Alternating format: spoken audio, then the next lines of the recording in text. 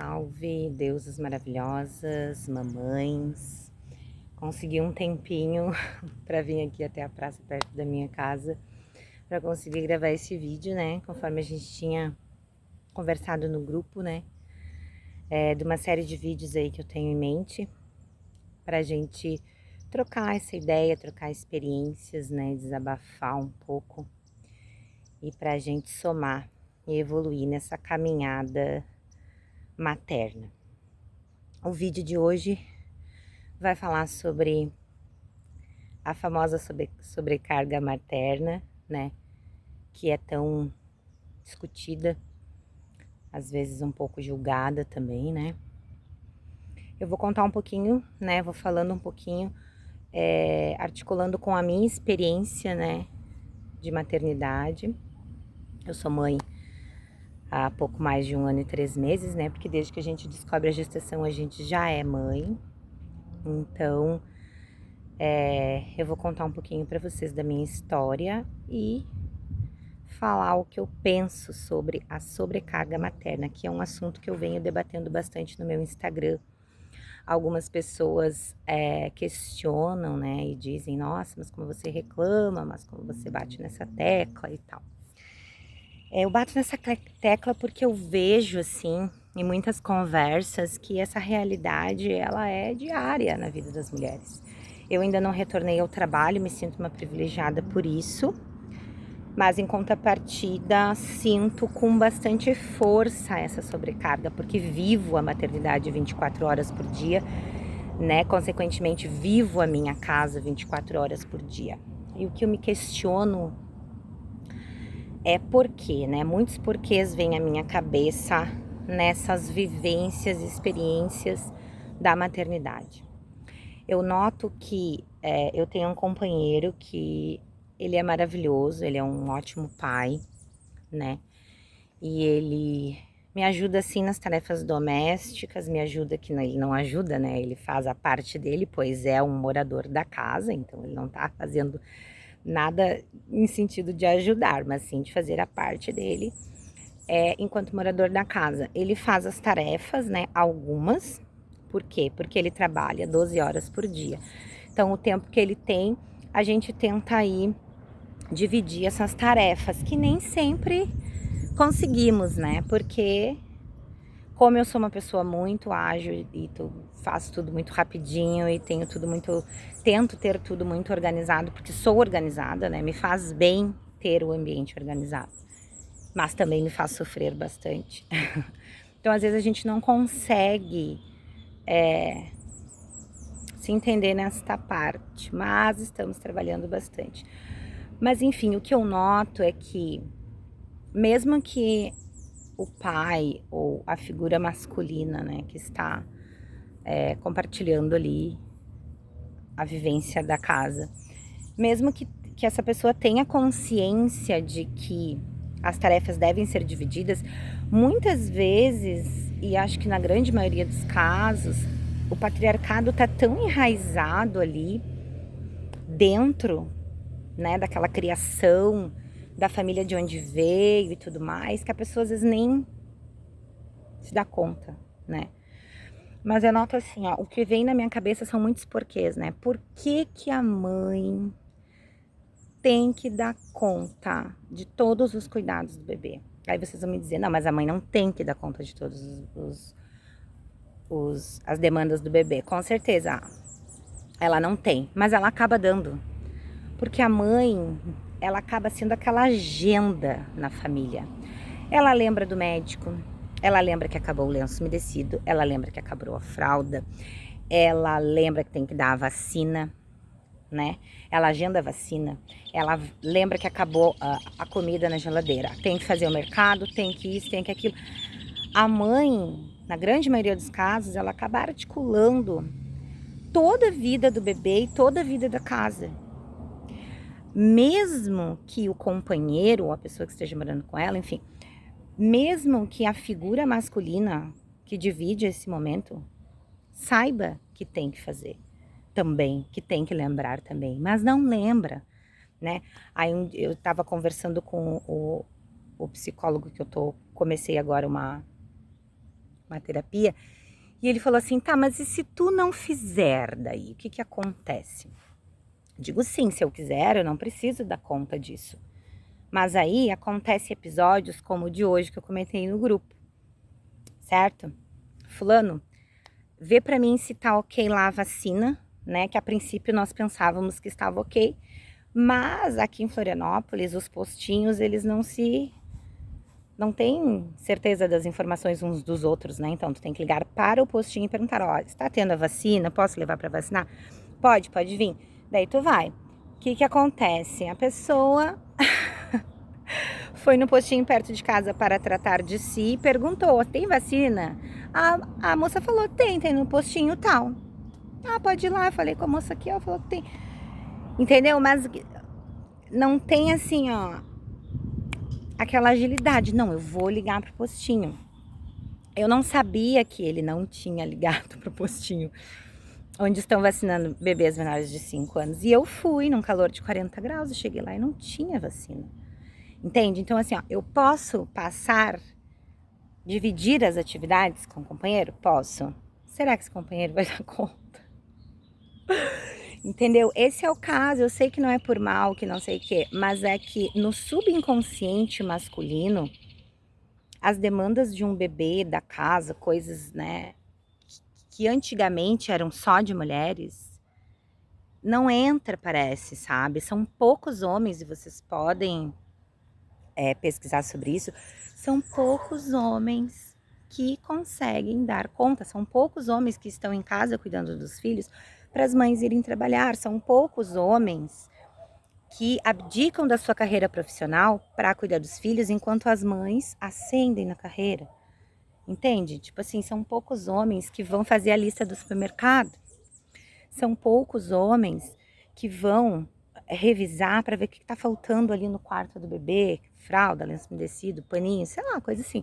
Pegar aquela roupa ali, ó, tem que lavar essa roupa aqui porque vai acabar a roupa, né? Porque a gente sabe que bebê suja muita roupa. Eu não sei, meu filho não tem muitas roupas, né? Então eu tô sempre nessa loucura de lavar e secar, porque ele tá numa fase que ele se suja muito, vaza cocô às vezes e tal.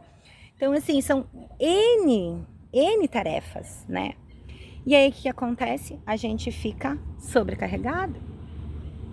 Falta, imagina uma pessoa que trabalha 12 horas por dia, falta um tempo para mãe, né? E quando ela consegue esse tempo, às vezes ela tá tão cansada que ela só quer se trancar numa peça, botar o pé para cima e mexer no Instagram e não pensar em nada, entende? Então assim, ó, e o que que isso traz depois, né, a longo prazo? Eu sinto assim que eu me sinto mais ansiosa, eu me sinto com mais fome, eu me sinto cansada, certo?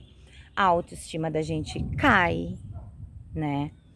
Eu quero fazer uma atividade física, mas eu tenho preguiça, sabe? Porque eu já fiz tanta coisa durante o dia. Meu bebê acorda 7 da manhã e vai dormir 10 da noite com uma soneca aí de 2 horas, certo? Então, assim, ó, às vezes também o que acontece? A gente espera ele dormir para poder fazer alguma coisa os dois juntos, né? Só que às vezes a gente acaba dormindo com ele e esse tempo voa. Então, assim, a sobrecarga materna, ela afeta também o relacionamento, né? Causando desentendimentos e tudo mais, né? A pessoa que tá mais vivendo a casa, né? Eu tenho umas paranoias, assim, que eu não tinha antes, né? Algumas coisas eu já tô trabalhando, já tô soltando, questão de organização, de não ser tão cri-cri, com a casa limpa, com a louça limpa, lá. São coisas que eu tô trabalhando, né? Mas assim, é exaustivo, certo?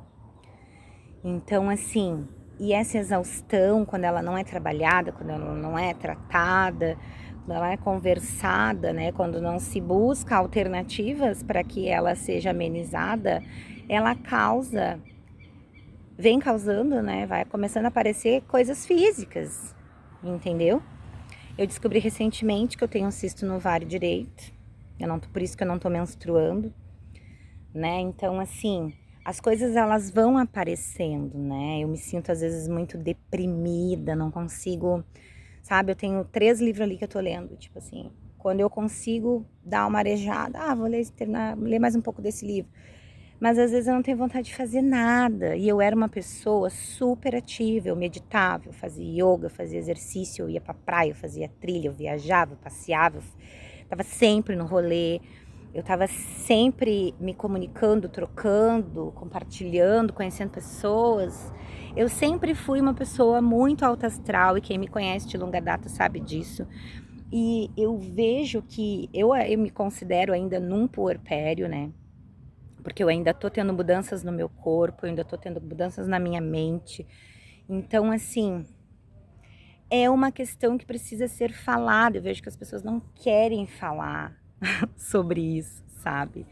Eu vejo que as pessoas não querem conversar sobre isso, né? E eu acho muito importante a gente falar, porque quando a gente fala, a gente se ouve, né? Como eu já tinha falado antes pra vocês, quando a gente fala, a gente se ouve. E quando a gente se ouve, a gente se cura. Então, assim, eu venho aqui hoje contar um pouquinho da minha história, que esse é só um pinguinho, e de como eu me sinto, de como eu vejo essa sobrecarga, né? E gostaria que vocês me falassem um pouco como que é aí, como é que vocês fazem, que alternativas a gente tem. Essa semana eu dei uma pesquisada sobre licença maternidade, né? Eu acho que é desumano deixar um bebê com 4 meses na escolinha, né? Que leis são essas que nos amparam? São feitas por quem? Por homens, sabe? Né? O que me deu esperança é que eu vi que na Suécia eles têm 100 e poucos dias de licença maternidade ou algo assim. Depois eu vou passar para vocês os dados que eu anotei tudinho. Então, assim, é pro pai e pra mãe, sabe? É uma coisa super evoluída. Gente, é impossível criar uma criança sozinha. Não é impossível, que nem eu falei ali, eu escrevi num post do meu Instagram, uma postagem, que eu falo, não é impossível criar. Criar se cria. As crianças sobrevivem, com certeza, mas eu tô falando de criar laços, afetos, memórias. Me dói, sabe, saber que vai chegar a hora que meu filho vai ficar o dia inteiro na escolinha porque eu tenho que trabalhar. E é isso aí, beleza, a vida é assim. Mas será que isso não pode ser adiado um pouco mais? Será que a gente não pode ter um auxílio, um apoio? Como que isso pode ser feito da melhor forma? Sabe, eu acho que as leis aqui no Brasil, elas são feitas por homens, sabe?